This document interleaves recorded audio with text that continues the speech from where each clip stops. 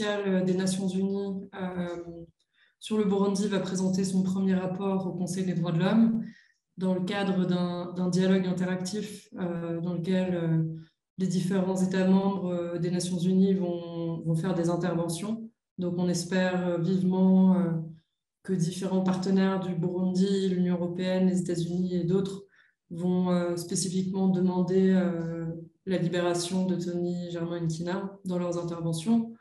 Par ailleurs, on arrive bientôt au deuxième anniversaire de l'arrestation de Tony, qui a eu lieu le 13 octobre 2020.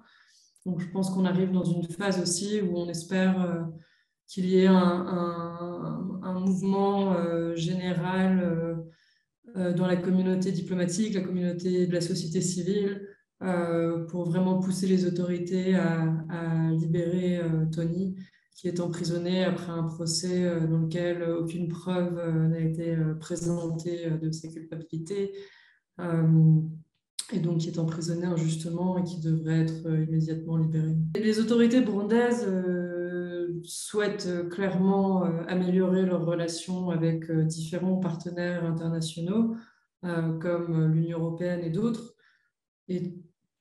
Et je pense que dans ce cadre-là, les autorités burundaises n'ont qu'à gagner à montrer en fait que voilà, c'est un pays où l'état de droit est respecté, où des réformes vont être mises en place pour s'assurer que des cas comme celui de Tony ne peuvent pas perdurer. Le cas de Tony est emblématique parce que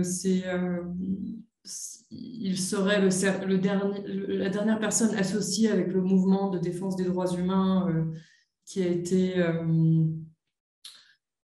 plus ou moins fermé après les événements de 2015, à rester en prison aujourd'hui. On a vu la libération de Germain Rukuki, Nestor Nibitanga, on a vu la libération des journalistes d'Iwachu dans ces dernières années. Et Tony est vraiment le dernier à avoir été lié à ce mouvement dans le passé, à être en prison aujourd'hui. Et donc c'est pour ça qu'on se focalise sur son cas. Mais évidemment, de manière générale, il reste encore énormément de prisonniers politiques, certains qui ont terminé leur peine, d'autres qui ont été acquittés, d'autres qui ont été condamnés dans des procès politiques qui restent en prison aujourd'hui. Et on appelle les autorités burundaises à les libérer, à mettre en œuvre des réformes pour assurer l'indépendance de la justice au Burundi.